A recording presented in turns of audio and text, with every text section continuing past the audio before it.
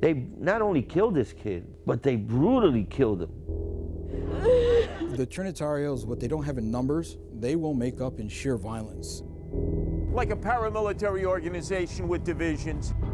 That's right on the damn money, machete and all. You gotta be a man, like a real man, if you want to be a real Trinitario.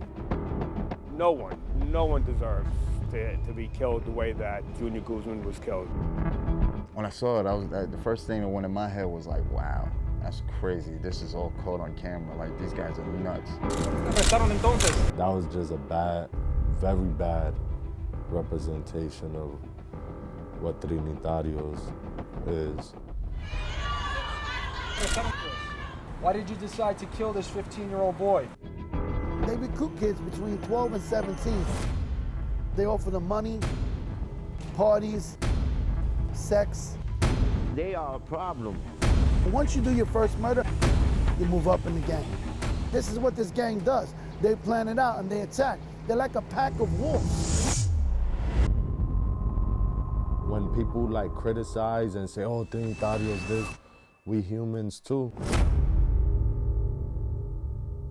Do I fear the neighborhood? Absolutely. Seeing what happened to Junior is just a case that something that could happen to anyone. It could have been my son, it could have been me. That's a fear Anthony Ramos and many other Belmont residents live with every day. I'm Anthony Carlo, and I'm here in the Belmont section of the Bronx,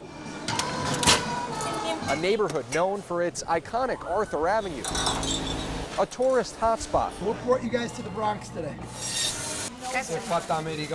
Featuring an abundance of Italian restaurants and bakeries. Ramos lives only a 3-minute walk away from here over on Bathgate Avenue, but he says he might as well live in a different world. This way is a lot of despair, a lot of people walking around in darkness. It's just this side over here is just dark. June 20th, 2018 was a night darker than usual.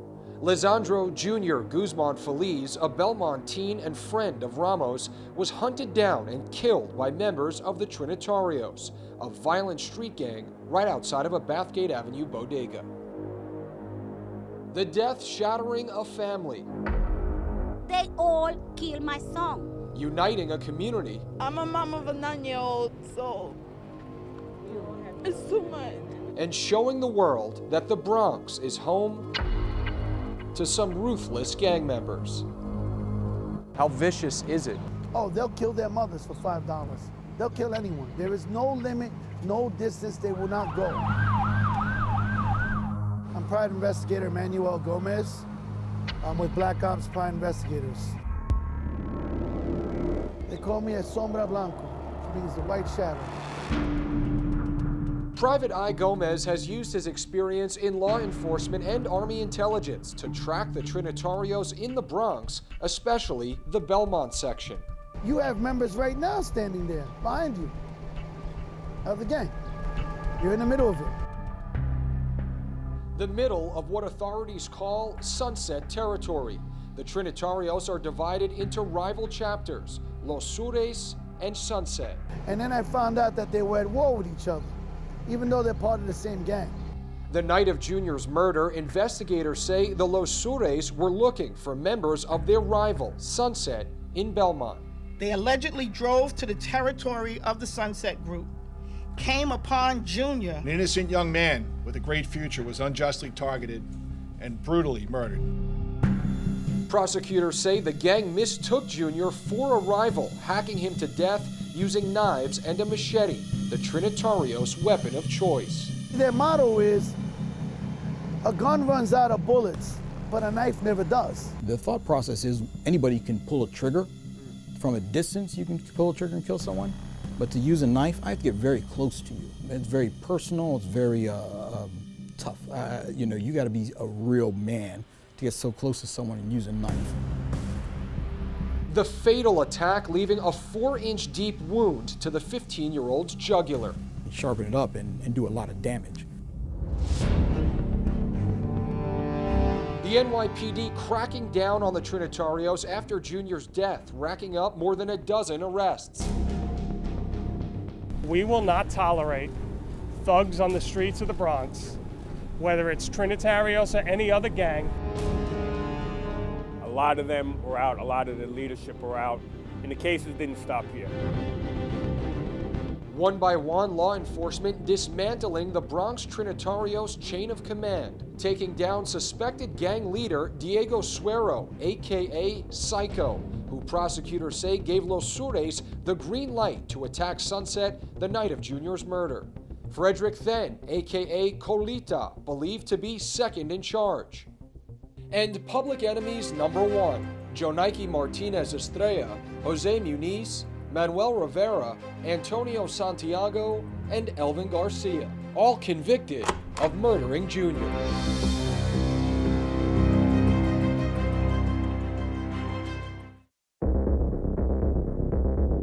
Curtis Sliwa, the founder of the Guardian Angels, a community crime-fighting group, says the gang slipped under the radar. All of a sudden, you have an incident like this, which, where did these guys come from? Well, guess what? This has been percolating for more than a decade because the NYPD didn't specifically crack down on them as they should have.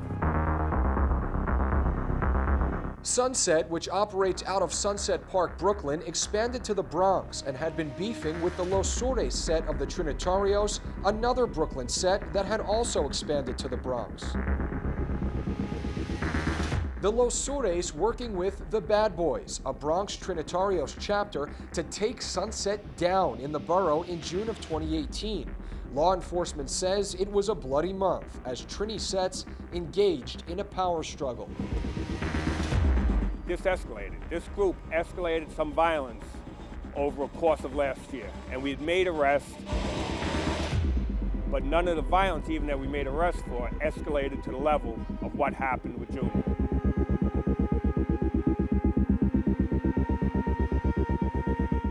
Terrence Monahan, the NYPD's chief of department, says the police had already launched investigations into the gang before Junior was killed, helping cops identify suspects once the incident happened. 2 days before Junior's life was taken, Esaid Hoke, another Bronx teen, was stabbed 16 times by suspected Trinitarios on the Bronx River Parkway. Police say some of those attackers were also involved in Junior's death. We spoke to Hoke's mother on video chat. She had to move out of the state with her son to escape the violence. See your son like that and dying in the bed. I'm glad that he made it. I'm glad that he's here with me.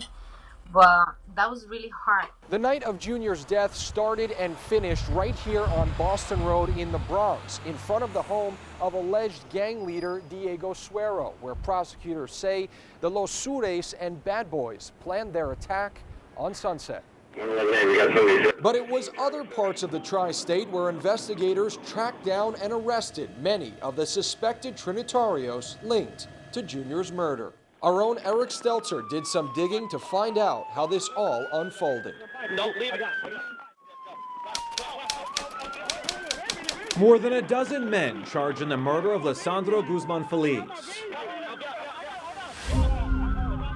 All but one hit in the tri-state area. We even had one tip, came into Brooklyn, that there were 6 of them out in Paterson, New Jersey. Paterson, New Jersey, we got it to them, they went in and grabbed 6 of the individuals out there.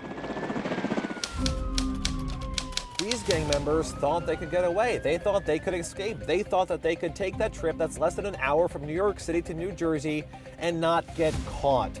But they did, at that safe house in Paterson, New Jersey. When the police came out, so they put a counting tape in a hot block, and then they say everybody stay in the house, nobody get out.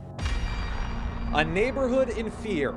Yeah, they'd be surprised. When I feel that, I think it's selling my house and moving. 6 Trinitarios gang members accused of killing Junior were arrested by Paterson police in June of 2018. The gang safe house, next to where kids play and walk home from school. A year after Junior's murder, boarded up, a lock on the front door.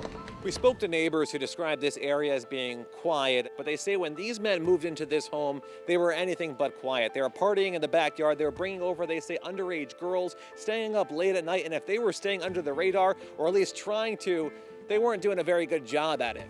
Hiding in this home, Manuel Rivera, Antonio Santiago, Jonaiki Martinez Estrella, Danel Fernandez, Jose Muniz, and Jose Tavares, who according to police jumped out of the window and ran to the back of the home, going up the stairs to a second-floor apartment. Investigators say Diego Suero raised money to hide those gang members inside of this home. This year, the gang safe house in New Jersey. And right here, check this out, 157. According to investigators in court, that means a real Trinitario. You know, we know, and we've always seen a tie between New Jersey and New York's Trinitario population. They go back and forth. Edwin Torres is a special agent with the New Jersey State Commission of Investigation, an independent agency focusing on street gangs and organized crime. This one kid's dead, and for what? To be a part of an organization that absolutely could care less. A violent gang, largely funded by deceit and the drug trade. Second most profitable thing that they do, credit card fraud and identity theft. When you're traditionally looking at them as a drug organization, now we have to retool and look at them differently for financial crimes, white-collar crimes. There's a case that happened in Jersey here where a kid joined a gang at 12 and was dead by 13, and the person that killed him was 16.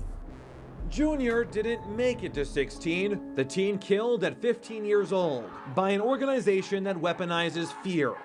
The same fear law enforcement wants to strike in gang members by putting them behind bars. And a community that isn't afraid to speak out against their terror. There's no place in my heart for that. So we look at each other, everybody. You look out for each other? Yeah. Coming up, I'm still like a part of them. we speak exclusively with a Trinitario who condemns the actions of his own gang. I was disgusted. And gang members now doing good for the community. There is no solution in sitting there propagating more violence. You got to go after the hardcore gangbangers who live and die, who say Trinitarios from the cradle to the grave. Jose Muniz shouted "Popote hasta la muerte" in court after being convicted of murdering Junior. The Trinitarios have a long history of violence stemming from right here at Rikers Island, where it's widely believed the gang was born roughly 3 decades ago. The Trinitarios were founded to protect Dominican prisoners from other violent gangs, but federal prosecutors say the Trinis rapidly morphed into a bloodthirsty and dangerous criminal enterprise, both behind bars and in the streets. It all started with patriotism. Dios, Patria, Libertad is on the Dominican flag. God, country, liberty, Rafael Cespedes says. The Bronx native turned to the streets because of an absentee father. I questioned like why he wasn't around and stuff. So it was a lot of anger. Cespedes says it was the gang structure that attracted him to their way of life. I liked the cause that we were fighting against. A cause deeply rooted in the history of the Dominican Republic. But here in the States, law enforcement says the Trinitarios distort the very principles they claim the gang was founded upon. In reality, they do cowardice acts. They were very violent, and they were making a lot of money. Christian Claudio, a former Latin King leader who did time with Caballo, one of the Trinitarios founders, says Dominican prisoners being prosecuted for drug dealing in Washington Heights united as Trinitarios to protect themselves, naming the gang after 3 of the Republic's founding fathers. Before you know it, the Trinitarios was a gang in the prison system. The Trinitarios identify themselves by wearing green, one of the colors in the Dominican flag, claiming to follow 7 points that include love, peace, and courage. 1, you commit a crime. 2, you either commit a murder for the gang, or 3, you go through a gauntlet where they get 10 members on one side, 10 members on the other side, and you walk through the middle, they beat you up. And if you make it all the way to the other end and still standing, you're in the gang.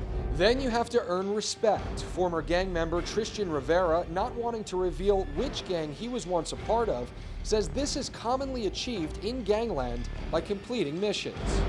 As it goes on, if they see you're carrying them out, they're gonna get worse and worse. Kevin Alvarez, a probationary member of the gang, testified during the Junior trial, compromising top secret information. Everything's supposed to be a secret. within the gang. Yeah. 357 is code for a Trinitario who has ratted on the gang and is therefore greenlit by gang leaders to be murdered. They don't make it too long. You may put 4 of us away, but you got to come back into the hood. You got to live with us. We know where your families are in the DR.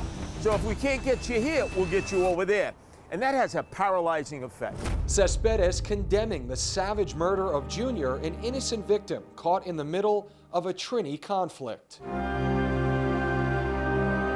I was disgusted. You understand what I'm saying? I'm like, yo, like that was a little kid.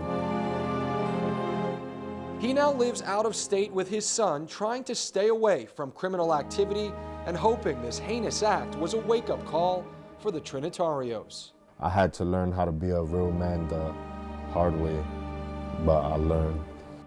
So what is life like after being in a gang, and is there a way out? Gang members we've talked to say they joined for a sense of family, some becoming criminals along the way, but now choosing to give to the community instead of the streets. Our Michelle Ross takes a look. The mindset of the gang, it ain't what it was originally designed for. It was supposed to protect your community, not sell drugs and kill each other. We was never about violence and inflicting drugs and inflicting all kinds of pain and suffering to the community. If the street family has an acronym, understand what that means. I sat there and understood the acronym and what it stood for. It stood for Community Revolution and Progress. So being the fact that I stood on those principles, I sat there and said I could see myself a part of that. Down the line, things got corrupted. To Amin-Ra Farah, gang affiliation doesn't mean a meaningful and impactful life is out of reach. You have your membership, that don't mean you gotta throw away your dreams of being who you wanna be and becoming who you wanna become. The active Crip member is the founder of Bang United, a group in its early stages aiming to bring peace to all gangs. Birthing the new generation, united, be yourself, be you. Gathering in Claremont Park to discuss their future goals of community development, he's joined with other gang members of different gangs. Some have done time, but now either run their own businesses or are mentors. I done been through 10 years in prison. The younger people under me, if you listen, I can save you from that. Got my own clothing line. I'm a videographer. I've been shot before. And we here, man, to tell y'all youth to put down the guns and build up your community. Y'all out here on your own, get into beef that y'all shouldn't be getting into over colors. Their goal? To uplift their neighborhoods from financial literacy to anti-gun violence and everything in between. Basically redirecting the whole course, letting them know you don't gotta be on the streets, you don't gotta be in the corners, you could be inside these youth programs. Amin-Ra hopes to one day make Bang United a nonprofit organization. But one organization already making waves across the city is SOS, Save Our Streets. They have violence interrupters, which they say are people with firsthand knowledge of gang and street life, using their credibility to mediate conflicts before they get worse. It's never too late, you know, for the ones that maybe already got caught up. You know, I'm a living example of that. Darnell Macon served 16 years behind bars for his involvement with guns. He's now a violence interrupter with SOS. I came home, I said, you know what? I stole from these streets. I bled in these streets, you know what I'm saying? I want to empty my cup out, help these communities. So I tell these kids in the street, violence is never the answer to anything. After a shooting, they go to the crime scene within 72 hours. Getting the neighborhood's attention with chants, megaphones, signs, you name it, letting them know they're standing against gun violence. You can change, man, and you can have the same respect, if not more, by doing something positive and, you know, helping your community. I was gonna have my son back, but those killers, those murderers, they weren't gonna be outside killing another kid. Over the past year, everyone around the country, the world, but especially the Bronx became familiar with the hashtag Justice for Junior. And News 12 has been there since its beginning. From the tragic events on the fateful June night last year to a mother's promise to keep the memory of her baby boy alive. You've heard and are still hearing the rallying cries from a community shaken by a heinous crime. He always cared about everybody around him, and I just He didn't deserve to die like that. Glimpses of justice may have been seen with the convictions of some of the men involved in the attack, but will there ever truly be justice for Junior? It's sad. It's hurt me. It's my son. Still doesn't go away. But when you have God doing a purple reason, moving his hand in there, what you can expect from God? I wish I wouldn't have to have these moments to cherish unless it was in a good way. You know, after he graduates and comes back and visit, and I say, hey, I remember 4 years ago when you were here, when we used to shoot around, but I can't say that anymore because he's no longer with us. News 12 has given you a deep dive into what's taken place over the past year, but there's much more to understanding how Lisandro Jr. Guzman Feliz died. Safe haven stores existed back then. Maybe Junior would be alive today. But more importantly, how he lived. He was just a very active, young, loving young man. We're together and he starts cracking jokes and I'm laughing. While we're laughing, it's like I feel like a connection. To watch extended interviews and videos, click on the Justice for Junior section of our website, news12.com.